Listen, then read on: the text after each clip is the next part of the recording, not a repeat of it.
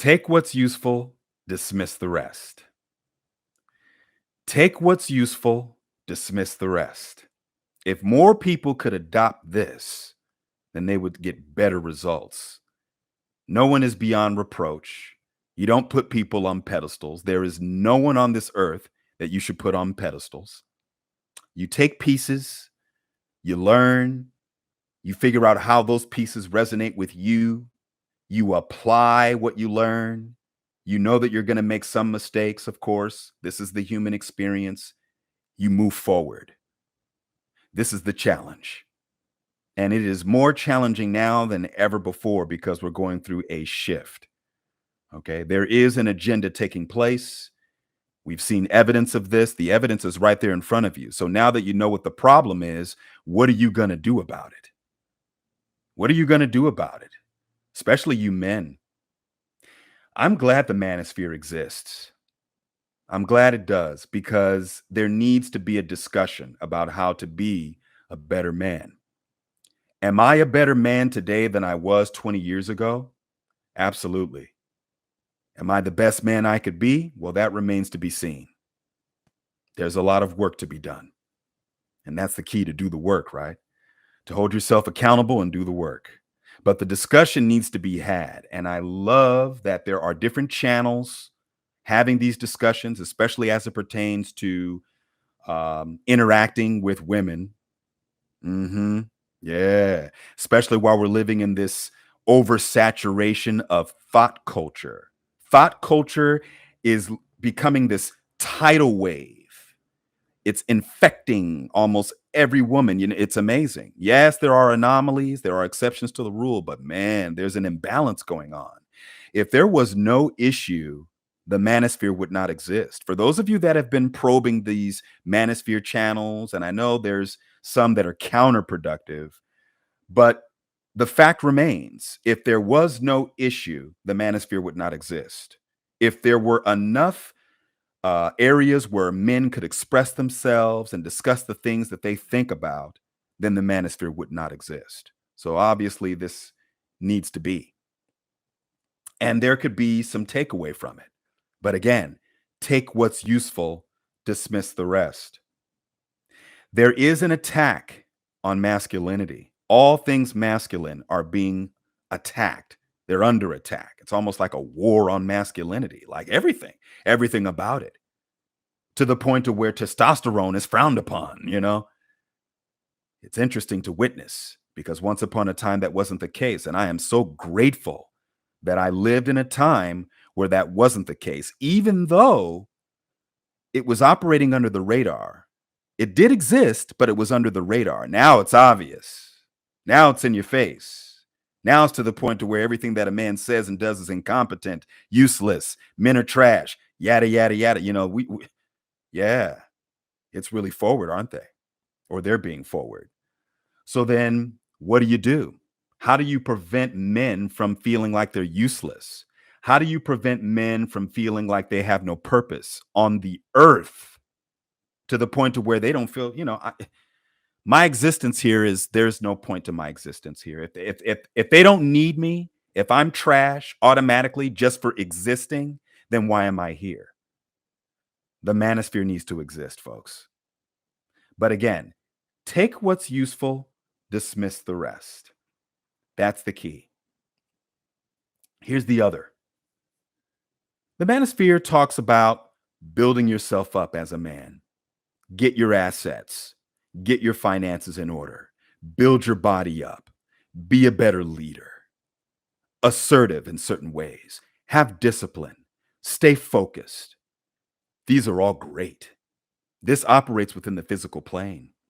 There's another side to the discussion that really isn't covered all that much, the spiritual side. Now, I understand that some of you don't necessarily believe in this. You don't subscribe to these ideas of the spiritual. Those elements are in place. You have to know who you are beyond your flesh. You have to understand who you are as a complete being, who you are inside of the body. When you know who you are, you move different. You produce, you create when you know who you are. and you will do it regardless of the circumstances. You will be able to navigate through the adversity. You will be able to shine like a light, like the power of the sun in every single direction. That's a powerful thing. But you got to know who you are. You got to get in here, okay? Because no matter how many assets you acquire, no matter if you have six figures or not, no matter if you have a successful career or entrepreneurial pursuits, if you don't have this in here, none of it matters. None of it matters. You have to be in alignment. I talk about this in the Strength Within series. I have episodes. Some of you, you're tapped into meditation or some sort of connection, some sort of alignment. But if you want more elaboration, try those episodes. But I find that that's an important piece that's not really covered as much. So that's what I wanted to add to the discussion, because the discussion is important, especially if you're between the ages of 16 to 26. Trying to find your purpose as a man in this time is very challenging. They are attacking you from all sides. So finding your purpose right now is crucial and it's needed. Okay. And don't worry, things go in circles. Everything comes back. Styles, slangs, social behaviors, they come back. They do. So the connection between men and women specifically, because that's what I'm talking about, even though we have these other groups and communities, I'm talking specifically about the connection between men and women. There will be a return. Men will continue to build. Men can continue to produce. Men can continue to be successful leaders. And women can embrace their feminine. This can happen. And there are women who are talking about it here on YouTube. There's many different channels. So I'm more of an optimist, even though I'm about 60% realist, 40% optimist. I don't claim to be an expert in these matters. I just observe things objectively. I look at what's going on. I see it. I look at it from a macro level thought pattern. And I say, okay, here's what's happening. Okay, good. And then I go micro to see how it applies to me in my own life.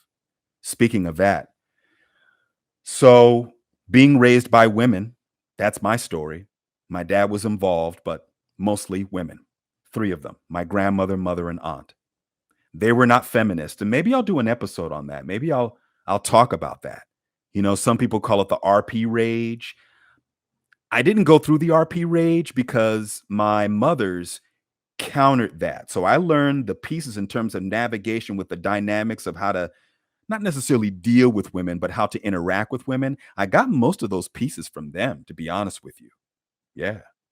And who better to learn from in terms of how to navigate that? I remember my grandmother used to say, watch out for those fast ass girls. Those fast ass girls, watch out for that. She was telling me that back in the 80s. So there was a preparation for these interactions. Okay.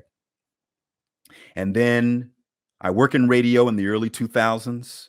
When you work in radio, you listen to other radio stations to see what your competition is doing.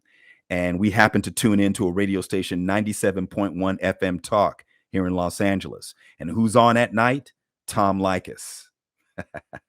Yeah, you'll hear other members of the Manosphere mention him, especially Kevin Samuels. Kevin Samuels has mentioned Tom Likas quite a bit. And I would tune into his broadcast and hear some of the things that he was talking about. Now, mind you, I'm 24 years old listening to this guy. And I'm like, man, he's really pointing out some things that are interesting, things that I just wasn't quite aware of in terms of the interactions with women, right? And I said, okay, let me put some of this to the test. So 2002, and I'm 26 at this point, had been listening to the show for a couple of years now. So I said, okay, let me test this out. So I'm engaging with a lovely lady, because I didn't have a problem with attracting women. I know I'm not the most handsome dude, but, attracting women was not a problem. So anyway, dealing starts, goes on for months and months and months. And I'm sort of, I'm applying my suave approach, but I'm not getting anywhere. And she's indicating interest, but doing it at a very game playing manner. I'm being very careful with my words here. Okay.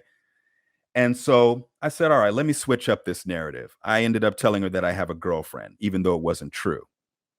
Immediately when I told her this, switch, she became more interested, which is what Tom Likas used to talk about.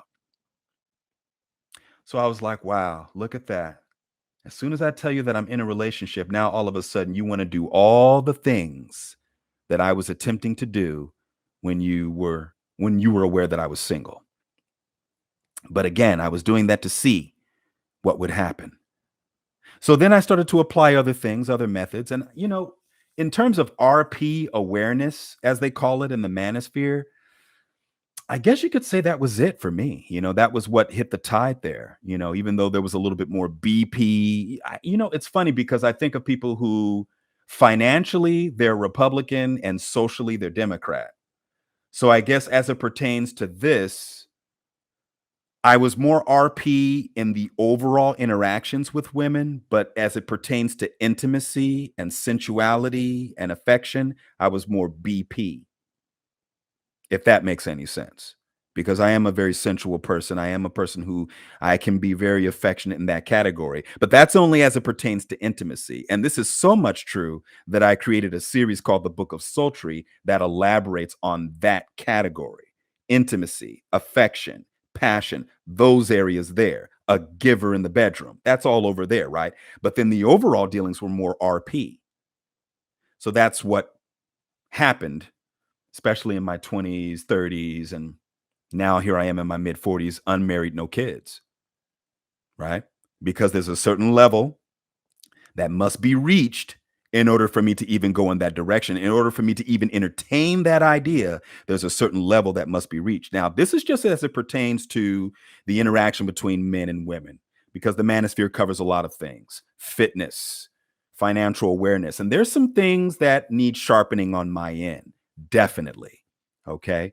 And I am working on that right now, even at this age in my mid 40s. Okay.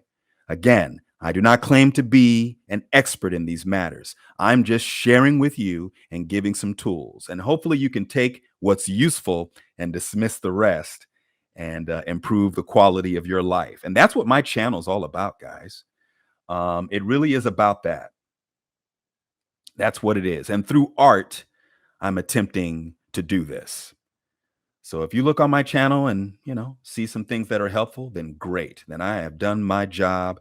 I am fulfilling my purpose here on the earth. But anyway, I know I'm going off on a tangent. I just wanted to add my little Armond sprinkle to the discussion because it is important. And you know what? The rest remains to be seen. What is going to be the narrative of the 2020s? Are men and women going to get this right again? Are they going to connect? Is the nuclear family going to return? Or is everything going to be destroyed?